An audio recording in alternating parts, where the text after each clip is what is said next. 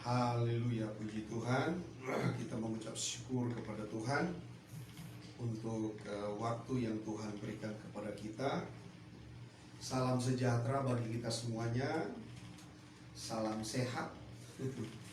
Salam kasih dalam Kristus. Kita kembali lagi dalam pelayanan ini dan kita mengucap syukur untuk waktu yang Tuhan berikan kepada kita untuk bisa lagi ada di hari pertama di bulan November. Hari pertama di bulan November, tanpa terasa saudara-saudara, masalah COVID sudah mau 1 tahun. Udah mau 1 tahun dan kita sudah berada di di era yang berbeda akibat dari COVID, akibat daripada pandemi yang terjadi di seluruh dunia. Begitu cepatnya perubahan, begitu cepatnya terjadi perubahan yang tidak diduga sama sekali. Sekali lagi kita sudah ada di bulan November.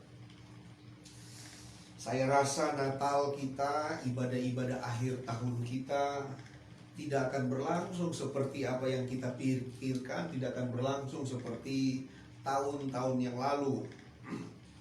Tetapi itu jangan sampai mengambil sukacita kita. Itu jangan sampai mengubah cinta kita kepada Tuhan. Itu jangan sampai mengubah kesetiaan kita kepada Tuhan, karena memang Tuhan sedang membawa gereja kepada situasi yang berbeda.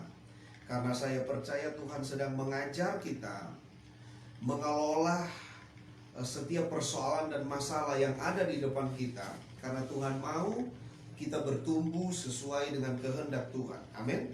Tuhan mau kita bertumbuh seperti apa yang Tuhan inginkan. Nah, saat ini saudara-saudara, pada minggu ini 1 November 2020 kita akan berbicara tentang bagaimana kita membangun kehidupan yang dilepaskan. Kalau beberapa waktu lalu kita sudah bicara tentang seri tentang pemuritan, tentang murid Kristus, tentang kehidupan sebagai murid Tuhan. Nah, saat ini kita akan berbicara pada level di mana bagaimana agar supaya kita sebagai orang percaya, sebagai murid Kristus bisa memiliki kehidupan yang dilepaskan. Karena kehidupan yang dilepaskan itu penting. Karena kalau kita tidak lepas tentunya kita terikat. Karena kalau kita tidak terlepas tentunya kita tidak akan bebas untuk mengerjakan sesuatu. Makanya kehidupan kita seharusnya setelah kita percaya Yesus dan kita belajar untuk mengiring Tuhan, kita belajar untuk jadi pengikut Kristus yang sejati, seharusnya kita hidup di dalam kebebasan. Nah, untuk itu saudara-saudara, untuk mengacu itu kita akan melihat satu peristiwa yang sangat fenomenal yang terjadi dalam pelayanan Yesus di dalam Lukas pasal 13. Kita akan melihat beberapa ayat. Tidak mengapa kalau kita baca satu perikopnya di situ, saudara-saudara. Di dalam Lukas pasal yang ke-13 dari ayat yang ke-10 sampai ayat yang ke-17. Saya baca dan saudara perhatikan baik-baik, saudara simak baik-baik apa yang dikatakan oleh Alkitab. Karena Alkitab berkata, orang yang mendengarkan firman itu akan membuat imannya itu bertumbuh. Dengarkan kata Alkitab. Lukas pasal 13 ayat 10 mulai. Pada suatu kali Yesus sedang mengajar dalam salah satu rumah ibadat pada hari Sabat. Di situ ada seorang perempuan yang telah 18 tahun dirasuk roh, sehingga ia sakit sampai bungkuk punggungnya dan tidak dapat berdiri lagi dengan tegak. Ketika Yesus melihat perempuan itu, ia memanggil dia dan berkata kepadanya, "Hai ibu, penyakitmu telah sembuh." Lalu ia meletakkan tangannya atas perempuan itu, dan seketika itu juga berdirilah perempuan itu dan memuliakan Allah. Tetapi kepala rumah ibadat gusar karena Yesus menyembuhkan orang pada hari Sabat. Lalu ia berkata kepada orang banyak, ada 6 hari untuk bekerja. Karena itu datanglah pada salah satu hari itu untuk disembuhkan, dan jangan pada hari Sabat. Tetapi Tuhan menjawab dia, katanya, hai orang-orang munafik, bukankah setiap orang di antaramu melepaskan lembunya atau keledainya pada hari Sabat dari kandangnya dan membawanya ke tempat minuman? Bukankah perempuan ini yang sudah 18 tahun diikat oleh iblis harus dilepaskan dari ikatannya itu? Karena ia adalah keturunan Abraham. Dan waktu ia berkata demikian, semua lawannya merasa malu, dan semua orang banyak bersukacita karena segala perkara mulia yang telah dilakukannya. Haleluya. Saudara yang saya kasihi, kita akan berbicara tentang kehidupan yang dilepaskan, dari mengacu dari peristiwa yang sangat-sangat luar biasa. Di sini ayat ini berbicara, katanya ada salah satu wanita yang mengikuti ibadah waktu itu, mengalami satu persoalan yang berat, mengalami satu persoalan yang sangat-sangat menekan hidupnya. Sehingga saudara-saudara, ayat ini memberikan gambaran begini orang itu, saudara-saudara. Di situ ada seorang perempuan yang telah 18 tahun dirasuk roh. Jadi saudara-saudara, di situ ada di ibadah itu, di komunitas itu, waktu Yesus mengikuti ibadah itu, saudara-saudara, ada salah satu orang yang datang dengan persoalan. Ada salah satu orang yang datang dengan masalah yang sangat berat, yang tidak mudah. Karena apa, saudara-saudara? Ayat ini memberikan gambaran yang sangat mengerikan. Dengarkan baik-baik. Ayat ini memberikan gambaran orang ini mengalami hal yang mengerikan. Kenapa mengerikan? Karena katanya dia dirasuk roh. Waktu dia dirasuk roh ini, selama, kata Alkitab di sini, rasuk roh itu 18 tahun. Nah, akibat dia dirasuk roh, saudara-saudara, dia, wanita ini, perempuan ini menjadi bungkuk. Jadi wanita ini tidak sakit. Maaf saudara, saya tidak melecehkan orang cacat. Sekali lagi, saya tidak melecehkan atau meremehkan orang cacat. Ada orang yang bungkuk memang penyakitnya, tetapi di sini ayat ini berkata bahwa dia sebenarnya hanya dirasuk roh. Waktu dia dirasuk roh, karena bertahun-tahun dia dirasuk oleh roh, diikat oleh roh jahat, dia menjadi bungkuk. Akibatnya dia menjadi bungkuk. Dan itu 18 tahun. Artinya persoalan wanita ini tidak mudah. 18 tahun dia dipaksa oleh roh jahat ini, sehingga dia menjadi bungkuk punggungnya, tidak dapat berdiri dengan tegak. Dia hanya membungkuk saja. Dan waktu Yesus melihat perempuan ini, ayat ini tidak berkata bahwa wanita ini sudah konsultasi dengan Yesus. Tidak. Ayat ini berkata dengan sangat jelas. Kalau kita perhatikan dengan cerita dari perikop ini, saudara-saudara, sebenarnya Yesus tidak tahu berapa lama dia sakit, tidak tahu. Tetapi dalam pelayanan Yesus waktu itu, dengan kacamata dengan kacamata supranatural, dia dapat melihat bahwa wanita ini ada masalah, wanita ini ada persoalan, wanita ini ada sesuatu yang mengikat hidupnya, sehingga dia bungkuk.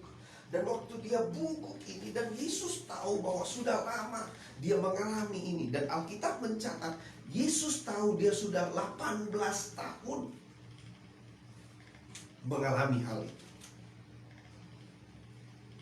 Dan saya mau beritahu kabar baik bagi kita semua, bahwa begini saudara, waktu kita ada di dalam satu hati, dalam satu kehidupan yang mau dilepaskan oleh Tuhan.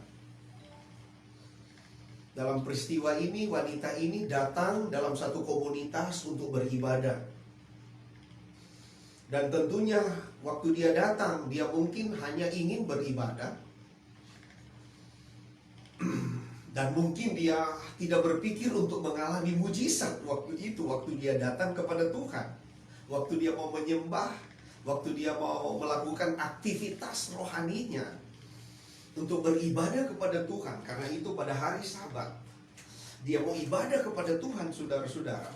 Dia mungkin tidak berpikir bahwa dia akan diperhatikan oleh Tuhan. Dia mungkin tidak berpikir bahwa dia sedang diperhatikan oleh Tuhan. Tuhan mau menyembuhkan hidupnya. Dan mungkin kita saat ini, saudara-saudara, juga seperti wanita ini paling tidak. Kita datang kepada Tuhan, ada persoalan, ada masalah, kita datang kepada Tuhan, ada pergumulan-pergumulan hidup. Dan itu sudah merupakan satu hal yang biasa, kita datang kepada Tuhan. Dan itu sudah merupakan satu budaya bagi kita untuk datang kepada Tuhan. Dan ketahuilah saudara-saudara, di tengah budaya-budaya kita ingin datang kepada Tuhan, mungkin hari ini merupakan hari di mana Tuhan mau melepaskan hidupmu. Mungkin hari ini adalah hari yang tidak engkau duga, bahwa Tuhan ingin melepaskan kita dari ikatan-ikatan. Tuhan mau melepaskan kita dari persoalan-persoalan. Tuhan mau melepaskan kita dari penyakit. Tuhan mau melepaskan kita dari intimidasi-intimidasi. Tuhan mau melepaskan kita dari tekanan dan masalah. Tuhan ingin melampangkan hati kita, sehingga saudara-saudara kita mengalami kelepasan daripada Tuhan. Siapa tahu, saya tidak dapat menjanjikan kelepasan bagi saudara-saudara sekalian, tapi saya percaya Yesus sanggup melakukan kelepasan bagi kita semuanya. Dan siapa tahu ini merupakan hari yang terbaik di mana Tuhan mau melawat kita. Ini merupakan hari yang terbaik. Tuhan mau melepaskan hidup kita.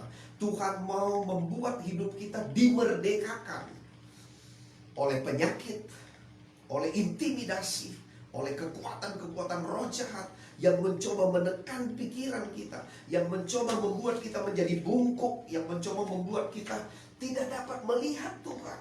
Tetapi kita hanya melihat, kalau orang bungkuk kan hanya melihat tanah, hanya melihat ke bawah, tidak sanggup melihat ke atas. Karena apa? Orang bungkuk itu kalau terjemahan saya begini, saudara, bungkuk itu berbicara tentang orang yang terintimidasi. Bungkuk itu berbicara tentang orang yang tidak bebas. Bungkuk itu berbicara tentang pandangan yang terbatas. Bungkuk itu berbicara tentang orang yang hanya melihat tanah, hanya melihat ke bawah.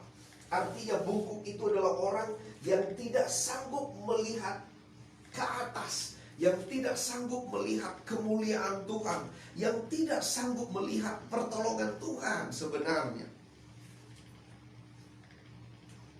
Tetapi yang luar biasa, walaupun dia tidak sanggup, rupa-rupanya Tuhan melihat persoalan wanita ini yang sudah 18 tahun diikat oleh roh jahat. Kita mungkin tidak diikat oleh roh jahat, kita mungkin orang bebas. Tetapi bisa saja cara berpikir kita terikat oleh roh-roh duniawi. Cara berpikir kita terikat oleh cara berpikir budaya-budaya yang tidak tepat. Sehingga saudara-saudara, kita tidak dapat melihat pertolongan Tuhan. Kita tidak dapat melihat Yesus secara utuh. Karena apa? Itulah yang membuat pikiran kita menjadi buntu. Pikiran kita tidak dapat melihat sesuatu yang luas, sesuatu yang besar dari Tuhan. Tapi sekali lagi, walaupun perempuan ini tidak dapat melihat, justru Yesus melihat wanita ini. Justru Yesus melihat perempuan ini. Ayat ini berkata begini, ketika Yesus melihat perempuan itu, ia memanggil dia dan berkata kepadanya, "Hai ibu, penyakitmu telah sembuh." Wow, luar biasa. Yesus berkata kepada ibu ini, Yesus berkata kepada engkau, Yesus berkata kepada kita yang percaya, Yesus berkata kepada murid-murid Tuhan, Yesus berkata kepada kita semua, dengarkan baik-baik. Walaupun mungkin kita tidak dapat melihat dengan benar itu, bagaimana Tuhan ingin menolong kita, dengarkan baik-baik. Tuhan lebih tahu apa yang menjadi persoalanmu, dan Tuhan tahu cara melepaskan engkau dari ikatan, cara melepaskan engkau dari masalah.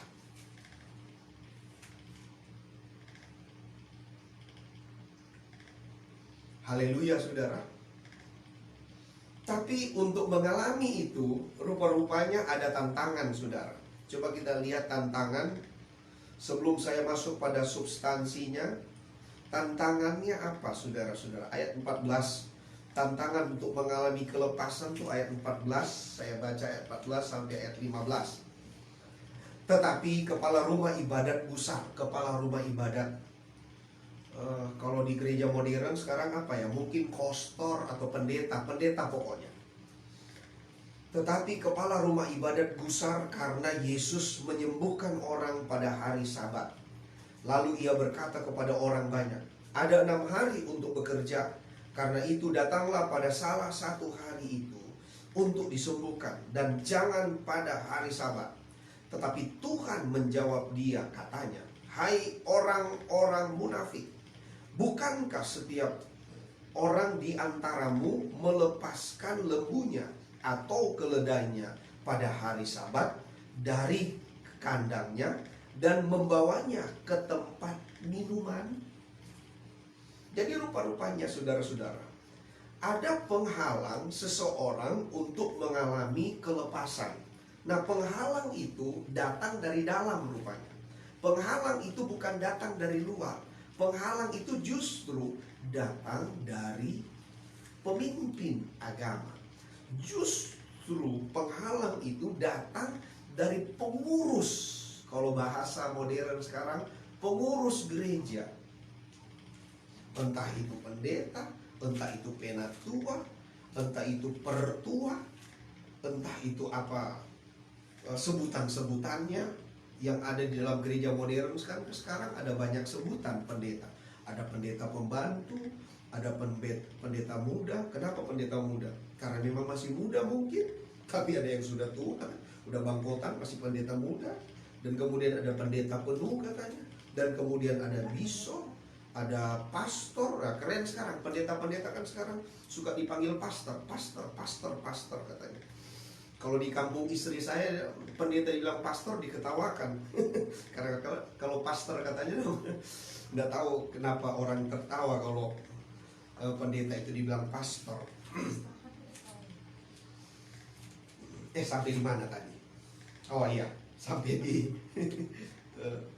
ada pengurus gereja justru menjadi penghalang. Kenapa saudara-saudara ini jadi penghalang? Karena mungkin sudah menjadi budaya. Sudah menjadi budaya, saudara. Sekali lagi, sudah menjadi budaya. Budayanya katanya begini, saudara. Ada 6 hari, 1 hari kita beribadah kepada Tuhan. Jadi artinya untuk mengalami kesembuhan jangan pada hari Sabat, tapi pada hari-hari biasa. Katanya seperti itu, menurut adat istiadat, menurut hukum Tauratnya seperti itu. Jadi ada orang yang melihat kelepasan itu bisa terjadi bukan pada Sabat, tapi ada hari-hari biasa. Artinya ada orang yang berpikir bahwa kelepasan itu ada waktu-waktunya.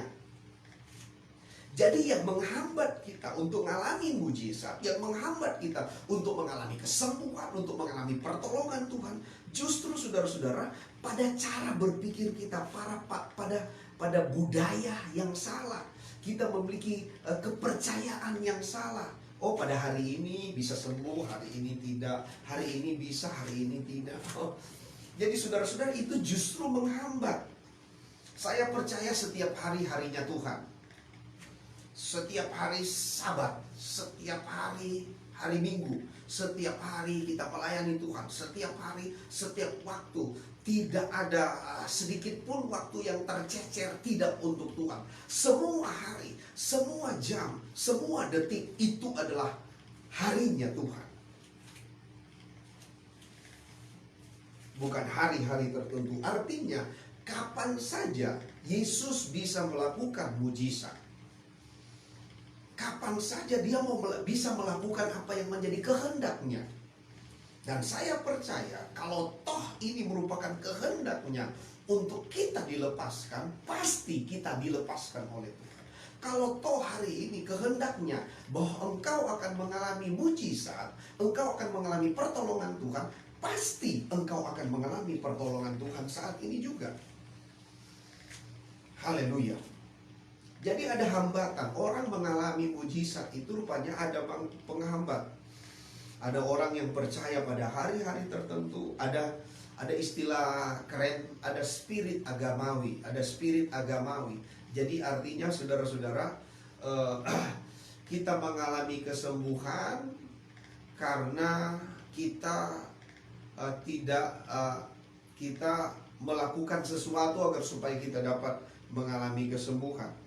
Memang itu mungkin dalam kalau kita lihat sih sepertinya tidak salah. Tapi rupa-rupanya Tuhan melihat bahwa ini konsep-konsep seperti ini justru konsep yang salah. Sehingga Tuhan memberitahu kepada orang ini, dia katakan, hai orang-orang munafik, bukankah setiap orang di antaramu melepaskan lembunya atau keledainya pada hari Sabat dari kandangnya dan membawanya ke tempat minuman? Jadi saudara-saudara, sebenarnya artinya sebenarnya kalau bicara tentang kelepasan, melepaskan sesuatu, melakukan sesuatu pada hari Sabat, itu merupakan hal yang apa ya? Yang selalu dilakukan. Kenapa manusia mau dilepaskan oleh Tuhan kok dilarang? Binatang saja tuannya bisa membawa binatang itu untuk dilepaskan supaya bisa menikmati makanan dan minuman. Kenapa manusia tidak bisa? Itu bahasa sehari-harinya. Sehingga Tuhan memberikan alasan yang sangat luar biasa di sini. Ini menjadi fokus kebenaran firman Tuhan. Ayat 18, perhatikan baik-baik. Maaf, ayat 16. Dia berkata begini, bukankah perempuan ini yang sudah 18 tahun diikat oleh iblis harus dilepaskan dari ikatannya itu? Karena ia adalah keturunan Abraham. Nah, rupa-rupanya saudara-saudara, dasar kenapa orang ini bisa dilepaskan, dasarnya katanya karena status dia adalah keturunan Abraham. Jadi kalau kita adalah keturunan Abraham, sekali lagi, kalau saya, kalau keluarga kita, kalau kakak, adik, ponakan kita, keluarga kita adalah keturunan Abraham. Kalau dia ada sakit, kalau dia diikat oleh roh jahat, dia punya penyakit, dia punya persoalan, dia punya masalah. Kalau Anda, kalau saya adalah keturunan Abraham, berhak untuk dilepaskan. Jadi status kita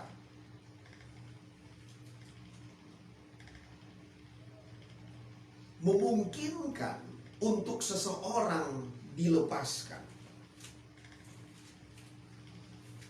Karena di sini Yesus bilang alasannya bahwa dia adalah keturunan Abraham. Jadi kalau keturunan Abraham, harus dilepaskan. Kalau Anda sakit, kita keturunan Abraham, kita berhak disembuhkan. Kalau kita ada masalah, kita keturunan Abraham, kita berhak untuk dipulihkan. Kita berhak untuk ditolong oleh Tuhan. Karena apa? Karena kita adalah keturunan Abraham. Cuma persoalannya, kenapa sampai 18 tahun? Kan begitu. Sudah 18 tahun, baru dia dilepaskan.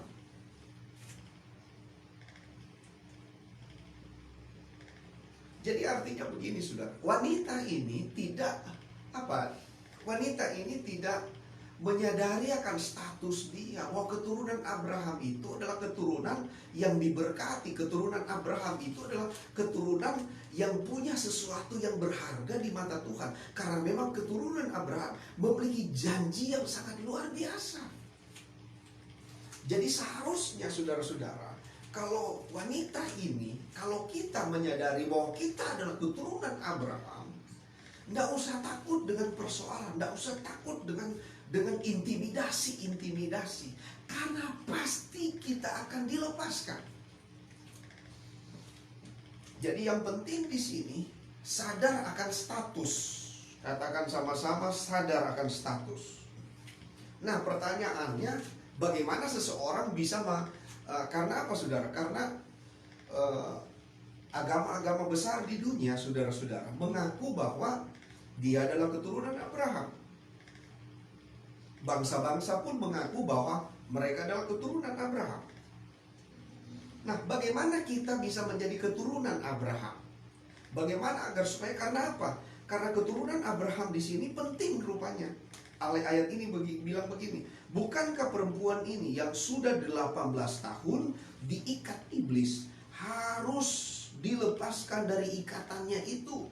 Karena ia adalah keturunan Abraham.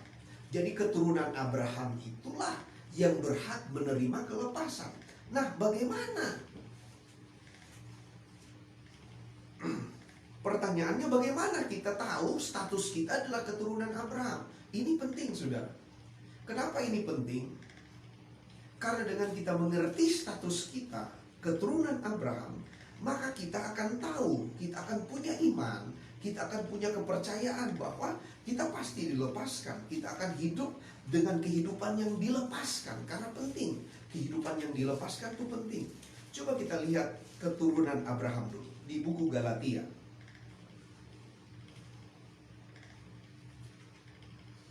Galatia ya.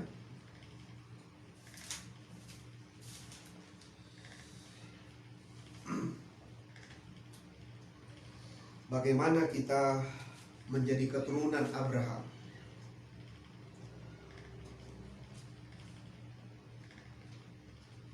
Ayat 14, Galatia 3 ayat 14. Galatia 3 ayat 14, saya baca bagi saudara.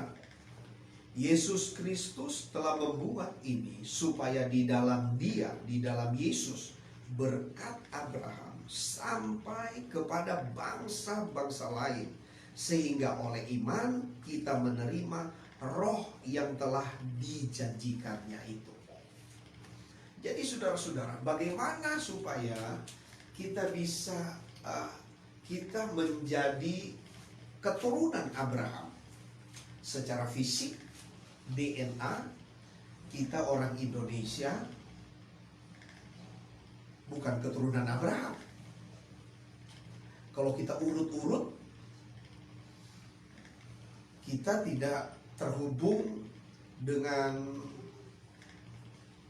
apa ya? Dengan secara DNA mungkin kita tidak ada turunan sama sekali Abraham, orang Indonesia nih. Orang Asia.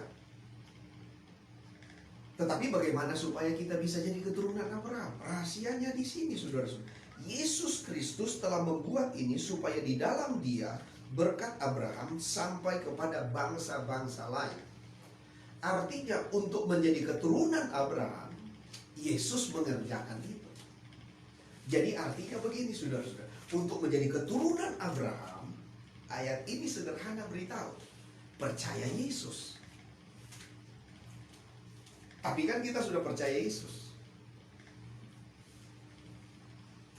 Tapi mungkin kita percaya Yesus, tapi kita tidak apa ya, tidak memahami bahwa ada perjanjian yang dahsyat antara Tuhan dengan Abraham.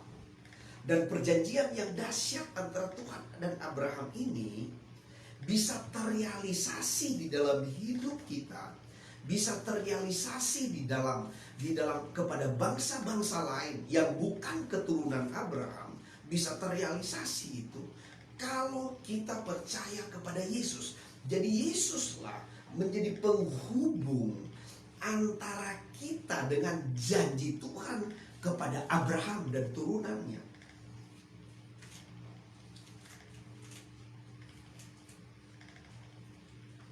Jadi Yesus itu merupakan pribadi penting yang menghubungkan kita dengan berkat Abraham. Yang kita bicara khusus pada saat ini adalah kelepasan. Coba kita lihat ayat di dalam Galatia pasal 3 ayat 6 dan 7. Galatia 3 ayat 6 dan 7. Kita urut pelan-pelan. Secara itu jugalah Abraham percaya kepada Allah, maka Allah memperhitungkan hal itu kepadanya sebagai kebenaran.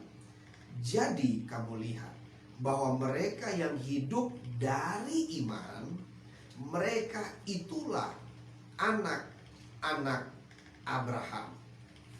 Jadi yang pertama adalah bagaimana agar supaya kita bisa mengalami berita kelepasan yang dikatakan oleh Lukas pasal 13 tadi.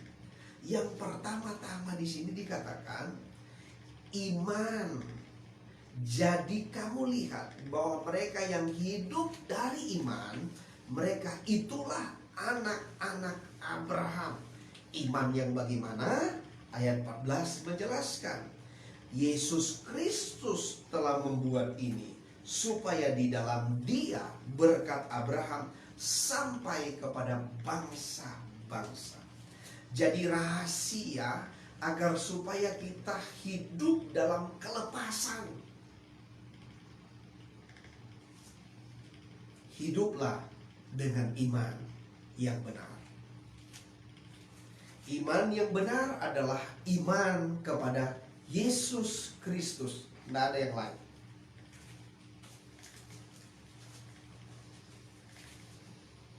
Kita bicara iman. Karena iman itu penting. Karena Alkitab berkata orang benar harus hidup oleh iman.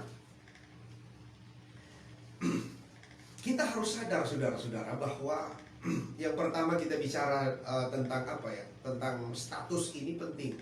Status itu adalah kita adalah keturunan Abraham. Katakan sama-sama keturunan Abraham. Katakan sama-sama saya adalah keturunan Abraham. Saya adalah keturunan Abraham. Kita yang percaya kepada Yesus adalah keturunan Abraham. Artinya apa saudara-saudara? Kita punya status yang tidak dapat goyah sebenarnya. Status kita adalah keturunan Abraham. Tetapi bagaimana kita harus tetap mempertahankan status kita sebagai keturunan Abraham?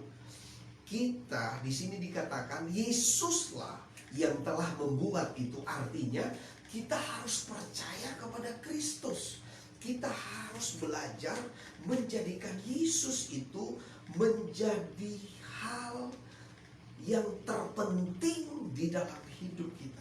Yesus itu harus menjadi pribadi yang terutama, yang terpenting, yang apa ya saudara-saudara, yang VIP di dalam hidup kita.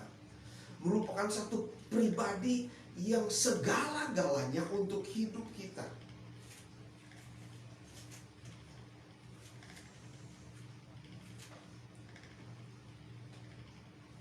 Karena dengan iman yang seperti ini, wanita itu yang sudah 18 tahun bungkuk, yang sudah 18 tahun sakit, yang sudah 18 tahun terintimidasi, yang sudah 18 tahun mengalami persoalan. Saya percaya dia sudah berusaha untuk pergi ke dokter. Saya percaya dia sudah berusaha untuk melakukan yang terbaik bagi kesehatannya. Sudah banyak korban yang dia lakukan. Dan itu dia lakukan selama 18 tahun. Mungkin bisa saja hartanya itu sudah dijual. Mungkin bisa saja semua yang dia miliki dia sudah uangkan. Untuk apa, saudara? Untuk persoalannya, sakit penyakit. Karena untuk sehat, untuk hidup dalam kesehatan itu, saudara-saudara, tidak murah. Saya yakin dia sudah buang uang begitu banyak untuk kesehatan dia. Tetapi faktanya dia tidak mengalami perubahan. Justru lebih parah karena roh jahat itu mengintimidasi hidupnya sehingga dia menjadi bungkuk. Artinya setiap hari bukan bertambah baik, setiap hari bertambah parah. Sehingga yang tadinya badannya lurus, dia bisa menjadi bungkuk oleh persoalan. Dia bisa menjadi bungkuk oleh roh jahat itu, oleh penyakit itu. Dia tidak bisa hidup bebas. Jadi secara keuangan sudah banyak uang yang keluar pasti untuk kesehatan dia.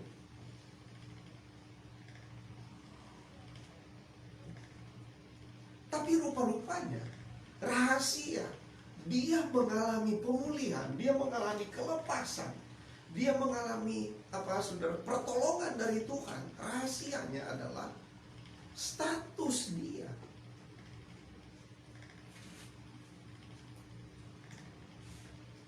Jadi ada banyak orang tidak mengalami pertolongan Tuhan karena tidak kuat menyadari tentang status dia anak Tuhan,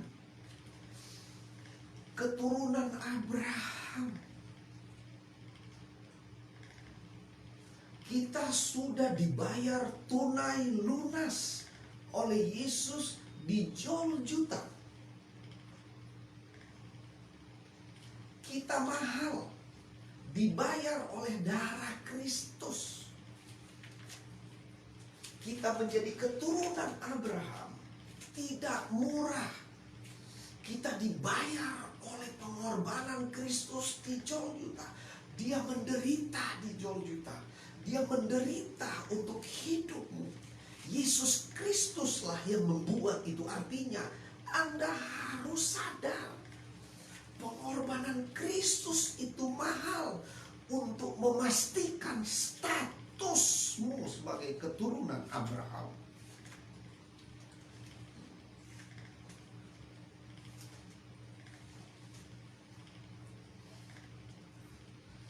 Haleluya.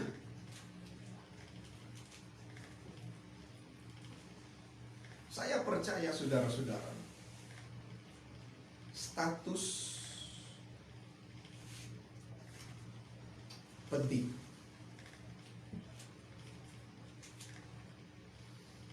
Waktu engkau sadar bahwa engkau punya status keturunan Abraham, karena Kristus membayar penuh atas hidupmu. Bukan membayar dengan emas dan perak, tetapi dia bayar hidupmu penuh dengan hidupnya, dengan darah yang tercurah, dengan penderitaan yang tidak mudah.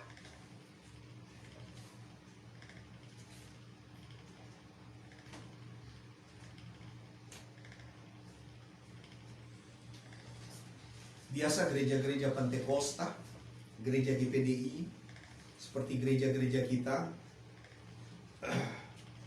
minggu-minggu pertama adalah minggu perjamuan. Sebentar kita ada perjamuan. Tapi siaran langsung ini hanya untuk khusus untuk khotbah saja.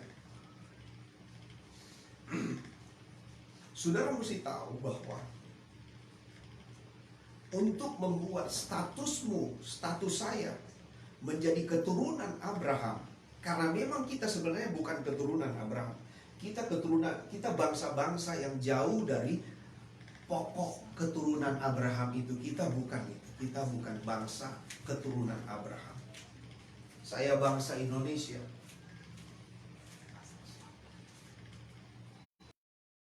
Dari pokok pohon keturunan Abraham. Kalau ada orang mengaku-mengaku, mungkin ada aja mengaku-mengaku bahwa dia adalah keturunan Abraham. Tapi kita orang percaya ini keturunan Abraham karena pengorbanan Yesus di Golgota. Itu penting. Jadi Yesus mengorbankan diri, Yesus mati, Yesus bayar lunas hidup kita dengan darahnya.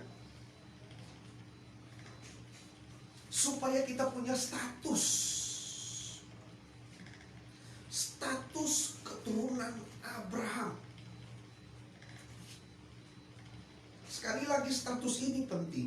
Karena dari ayat ini saudara-saudara, dari Lukas pasal 13, kalau kita baca dengan hati-hati, kita melihat poin ini dengan penting. Yesus memberitahu sekali lagi, Yesus melakukan kelepasan bagi wanita yang sudah 18 tahun sakit dirasuk iblis sehingga dia bungkuk, saudara-saudara. Ini tidak mudah. Tapi penyebabnya yang Tuhan katakan, dia disembuhkan, dia dilepaskan oleh Tuhan. Yesus berkata, "Hai ibu, penyakitmu telah sembuh." Jadi Yesus sebenarnya cuma, kalau bahasa saya, cuma mengingatkan, kamu telah sembuh. Artinya kalau pakai kata telah, itu artinya sudah disembuhkan. Kenapa telah disembuhkan? Karena dia memang keturunan Abraham. Artinya wanita ini sebenarnya tadinya nggak sadar bahwa keturunan Abraham lah yang membuat dia berhak mengalami kelepasan. Karena dia keturunan Abraham, dia berhak untuk memperoleh kelepasan. Ayat ini berkata demikian, bukankah perempuan ini yang sudah 18 tahun diikat oleh iblis harus dilepaskan dari ikatannya itu? Karena, garis bawahi, karena ia adalah keturunan Abraham. Jadi status itu penting.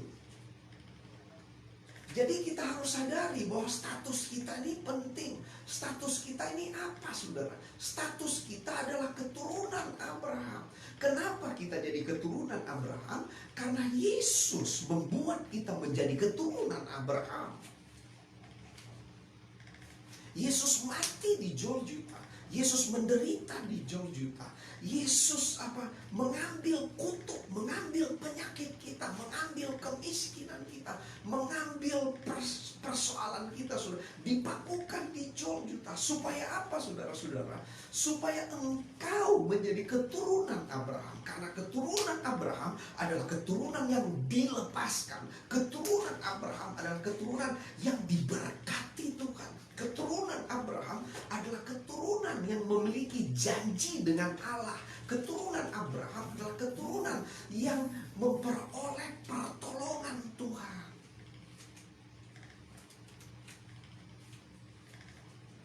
Haleluya.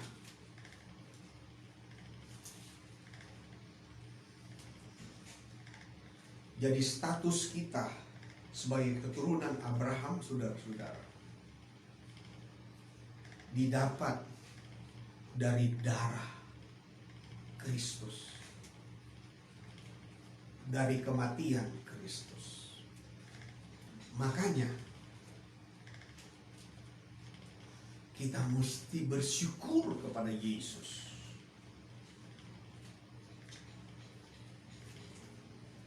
Amin, saudara. Ini pintu di mana kita akan melihat hal yang lebih besar lagi. Ini pintu. Ini bukan segala-galanya, saudara. Sekali lagi, ini bukan segala-galanya. Tapi ini pintu ini memungkinkan kita untuk mengalami yang lebih lagi dari Tuhan.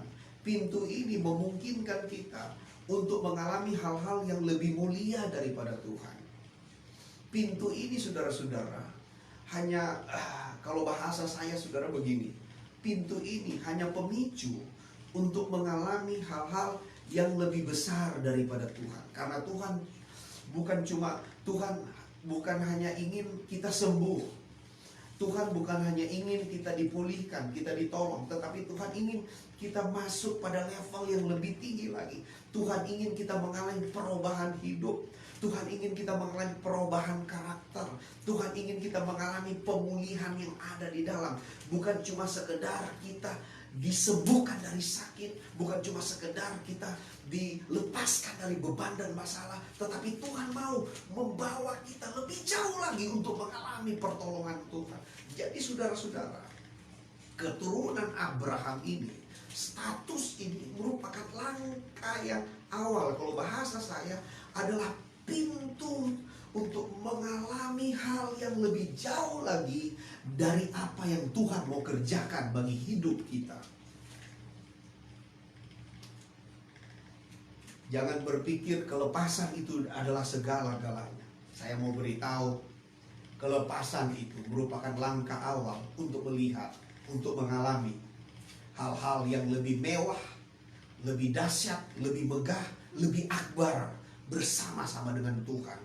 Karena keturunan Abraham bukan cuma sekedar untuk dilepaskan, tetapi ada maksud yang lebih mulia, ada maksud yang lebih tinggi, lebih agung, lebih dahsyat dari Tuhan di dalam keturunan Abraham. Haleluya. Kita baca Galatia. Untuk itu, tadi kita sudah masuk rupanya Yesus. Jadi sekarang begini. Galatia pasal ini ayat yang bagian terakhir ya. Cuma 2 hal yang saya bicara. Tadi tentang iman. Sekarang kita bicara bagaimana kita menjadi memiliki status. Nah sekarang bagaimana kita mempertahankan status. Tadi kita punya status. Karena apa? Karena Kristus. Jadi kita harus beriman kepada Tuhan. Nah, bagaimana kita mempertahankan status itu? Kenapa kita harus mempertahankan? Karena ada maksud Tuhan yang lebih mulia. Ada maksud Tuhan yang lebih jauh lagi. Ada maksud Tuhan yang lebih tinggi lagi. Yang lebih mewah, yang lebih akbar, yang lebih berkualitas, yang lebih bermutu lagi. Ada maksud Tuhan. Nah, untuk itu supaya kita masuk lebih jauh lagi sebagai keturunan Abraham dalam rencana Tuhan. Bagaimana saudara-saudara? Kita harus lihat Galatia pasal 3 ayat 29.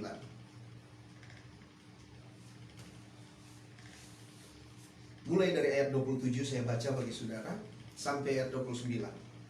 Karena kamu semua yang dibaptis dalam Kristus telah mengenakan Kristus.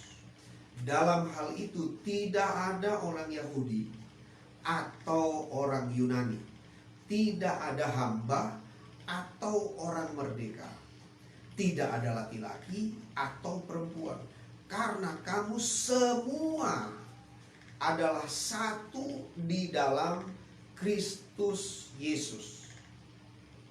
Haleluya. Ayat 29, perhatikan.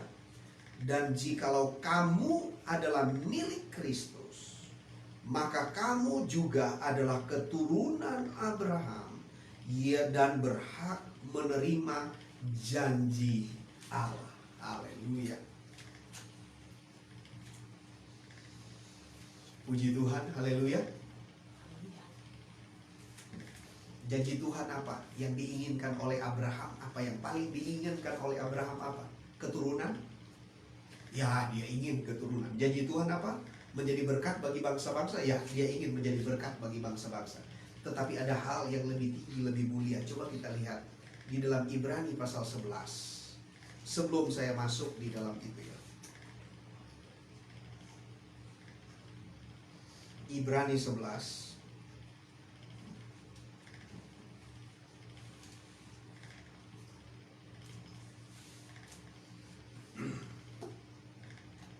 Saya baca bagi saudara tentang Abraham.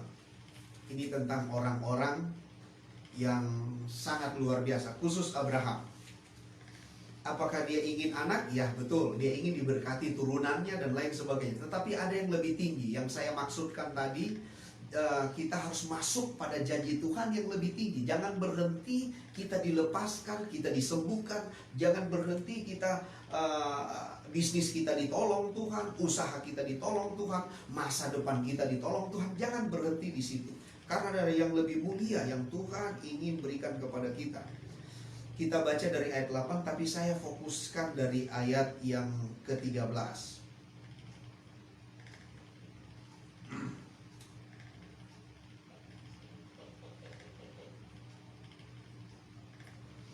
Saya baca.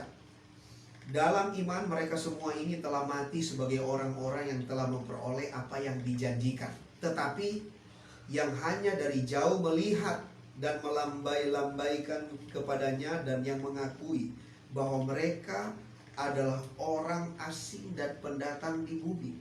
Sebab mereka berkata, demikian menyatakan bahwa mereka dengan rindu mencari suatu tanah air.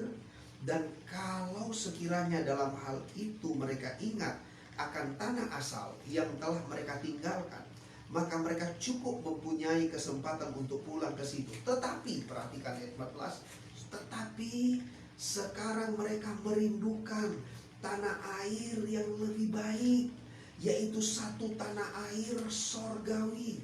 Sebab itu Allah tidak malu disebut Allah mereka, karena Ia telah mempersiapkan sebuah kota bagi mereka.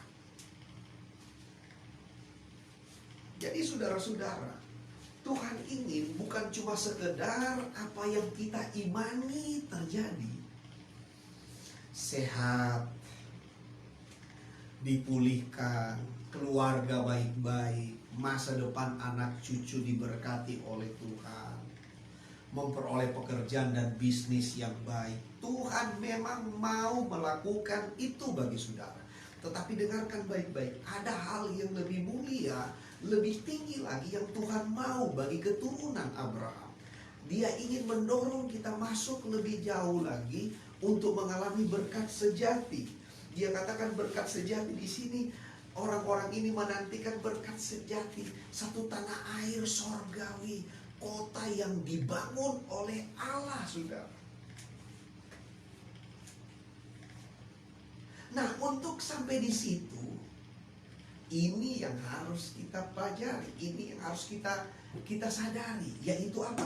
Dan jikalau kamu adalah milik Kristus, maka kamu juga adalah keturunan Abraham dan berhak menerima janji Allah.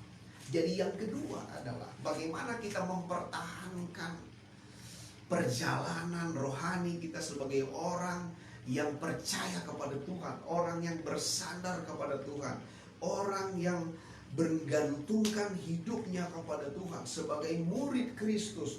Bagaimana kita mengalami lebih lagi pertolongan demi pertolongan Tuhan. Karena Tuhan tidak berhenti sampai cuma dilepaskan saja, tetapi Tuhan mau bawa kita kepada tingkat yang lebih tinggi, pada kualitas yang lebih mulia dan lebih mulia. Ayat ini tolong garis bawahi di Alkitab saudara. Dan jikalau kamu adalah milik Kristus. Jadi untuk mempertahankan itu,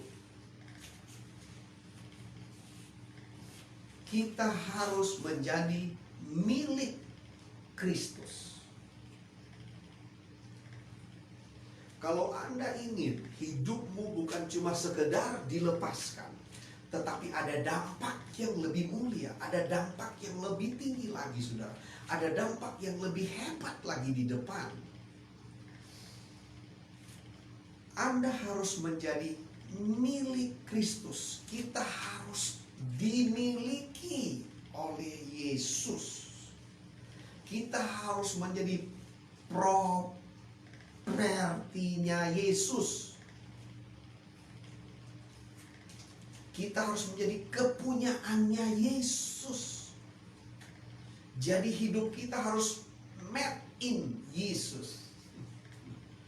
Punyanya Tuhan, propertinya Tuhan.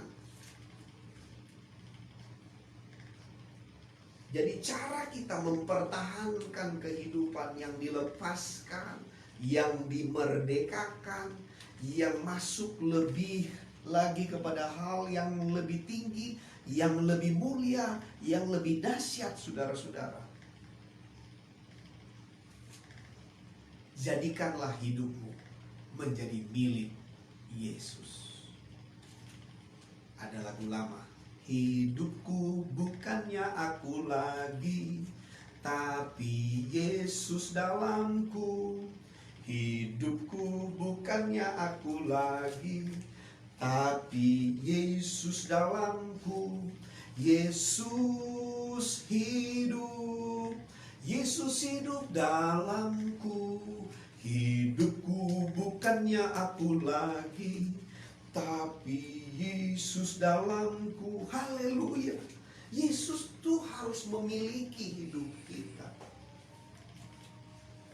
Ada orang mau mengalami berkat-berkat yang mulia, berkat-berkat yang lebih tinggi, tetapi tidak mau memberikan hidupnya menjadi milik daripada Tuhan. Jadi keturunan Abraham adalah punya iman, percaya kepada Yesus, sekaligus juga dimiliki oleh Yesus. Haleluya. Percaya kepada Yesus, Yesus memiliki hidup. Ini adalah satu perpaduan yang ilahi. Ada tanggung jawab daripada manusia, tapi Tuhan pun melakukan tanggung jawabnya. Tanggung jawab Tuhan kepada kita, saudara-saudara. Begitu tidak dapat kita kita tidak dapat meragukan apa yang menjadi tanggung jawab Tuhan terhadap hidup kita.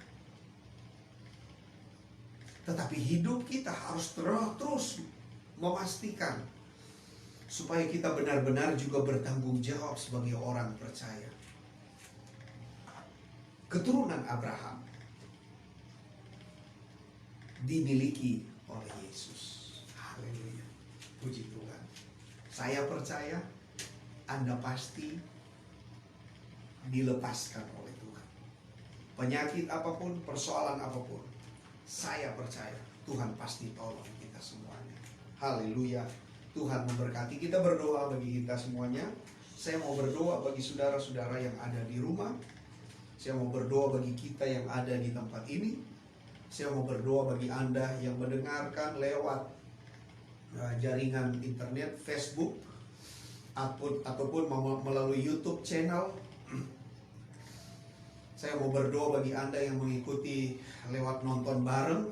Saya mau berdoa sebab saya percaya Yesus itu tidak dapat dibatasi oleh apapun. Karena oleh Roh Kudus Dia bisa menjamah engkau dimanapun engkau berada. Di rumah, di mobil, dimanapun engkau berada. Yesus bisa menjamah engkau apapun masalah. Tapi pertama-tama saya mau beritahu, rahasianya adalah Yesus adalah segala-galanya. Rahasianya adalah pertama, Yesus itu yang menebus hidupmu. Percayakanlah hidupmu kepada Tuhan. Percayakanlah segala-galanya kepada Tuhan. Di dalam nama Yesus, hamba mau berdoa kepada Tuhan. Terima kasih untuk firman-Mu. Terima kasih kami adalah keturunan Abraham, berhak memperoleh janji-janji Tuhan. Dan saat ini kami mau berdoa di dalam nama Yesus. Tuhan tolong anak-anak-Mu. Tuhan tolong kami semuanya. Kami keturunan Abraham. Karena Yesus berkorban bagi kami, karena Yesus mati bagi kami, karena Yesus membeli kami dengan harga yang tunai, yang lunas dibayar oleh pengorbanan Yesus di Golgota. Dan kami percaya Yesus mati bagi kami, Yesus menebus hidup kami di dalam nama Yesus. Dan kami mau berdoa agar supaya kami belajar untuk menyerahkan hidup kami menjadi miliknya Tuhan, menyerahkan hidup kami, menyerahkan keluarga kami, menyerahkan usaha, pekerjaan, bisnis kami kepada kepemilikan Tuhan di dalam nama Yesus. Dan hamba berdoa setiap anak-anak-Mu yang sakit, yang lemah, yang ada dalam masalah, yang ada dalam persoalan, ada dalam ikatan, hamba berdoa di dalam nama Yesus. Di dalam nama Yesus, engkau memperoleh pemulihan, kesembuhan di dalam nama Yesus. Saat ini juga hamba berdoa, kuasa Tuhan menjangkau hidupmu, kuasa Tuhan menjamah hidupmu. Di dalam nama Yesus terjadilah pemulihan dan kesembuhan atas hidupmu. Sembuh, kuat, dan bangkitlah di dalam nama Yesus. Tuhan melakukan mujizat untuk keluargamu. Tuhan melakukan mujizat untuk pekerjaan dan bisnismu. Sebab engkau adalah keturunan Abraham. Di dalam nama Yesus kami mengucap syukur. Haleluya, puji Tuhan. Haleluya, haleluya, amin. Tuhan memberkati kita semuanya. Kiranya jamahan Tuhan terjadi atas hidupmu. Haleluya, Tuhan memberkati kita semuanya. Shalom, salam damai untuk Indonesia. Haleluya.